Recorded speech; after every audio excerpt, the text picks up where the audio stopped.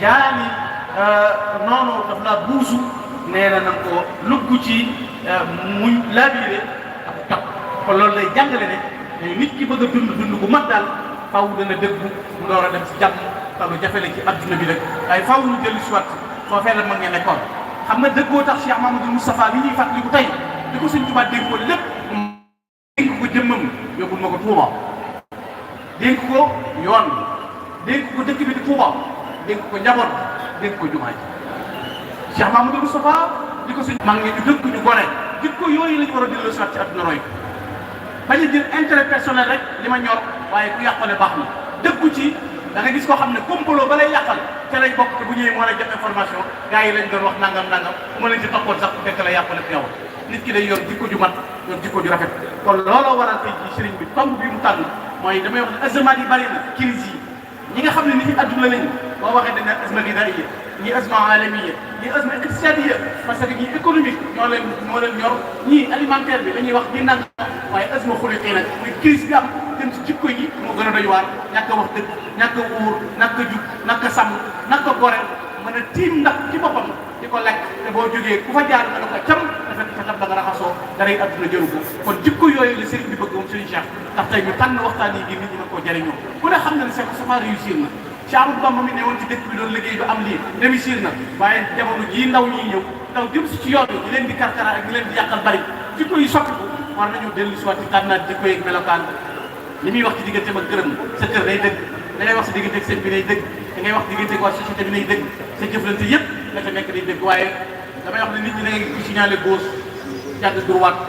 gis koy signalé droite jàdd gauche mais ki jaaxal nit ñi mooy taxaw ci digg bi di cliquer kenn xamul fu mu jëm daal ay signal rouge rek xamoo gauche wala droite xamoo fu mu jëm looloo bari nit day dëgg yor wenn melo wañño ci koy kàpp dara lu ñëw ma nuru kon noonu Serigne Cheikh Aliou bu baax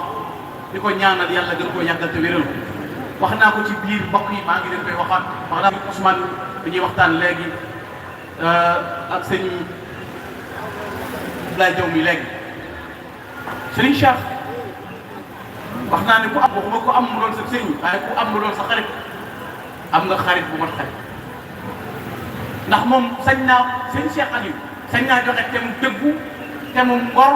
te mu jub te mu sàmm te mu baax am na thème yoo xam ne am na ñu ko génne wut a jox ndax loo ca wax rek am na ko ca laal ak dëggoom ak ngoram li nga xam ci kaw nga xam waaye biiram lépp ngor la ak dëggu moom Serigne Cheikh Aliou ak baax ak wane nag nan la sëtu Serigne Touba di mel seet noonu at yi ñaata immigration ngay dégg ñu ne Serigne Cheikh a ngi immigré lan la Cheikh Serigne Cheikh immigré ndax immeuble lay immigré boo xam ne ndax ab building lay immigré boo xam ne ngir liggéey la wala lan lépp lu mu immigré néegub yàlla lay doon dem ba mën a am këriñ Dakar jaay ko ngir def ci néegub yàlla ngir bañ a tàllal sa loxo foofu wóoru tàll loolu mooy dëggu ci Serigne Touba am jaral la te loolu la Serigne Cheikh Aliou mel